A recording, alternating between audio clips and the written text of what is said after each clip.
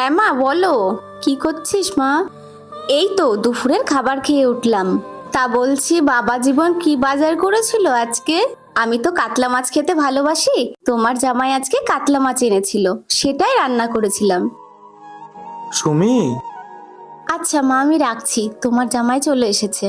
তুমি চলে এসেছো, যাও হাত মুখ ধুয়ে নাও, আমি খাবার বাড়ছি। ওই শোনো, তুমি তোমার মাকে এভাবে মিথ্যে বললে কেন? হুম, কাতলা মাছ তো দূরের কথা, এখন আমি তোমাকে দুবেলা ডাল ভাত ছাড়া কিছুই দিতে পারছি না। যেই খাবারগুলো তুমি একদিন পছন্দই করতে না, সেই খাবারগুলো আমার জন্য তোমাকে খেতে হচ্ছে। দেখো, আমি কোনোদিনও চাই না আমার বাবা মার কাছে তোমায় ছোট করতে। আর তাছাড়াও এখন তো আমাদের একটু খারাপ সময় চলছে, কদিন পরে তো ভালো সময় আসবে, তখন নয় আমরা মাছ ভাত খেয়ে নেবো। আর এইটুকুনি যদি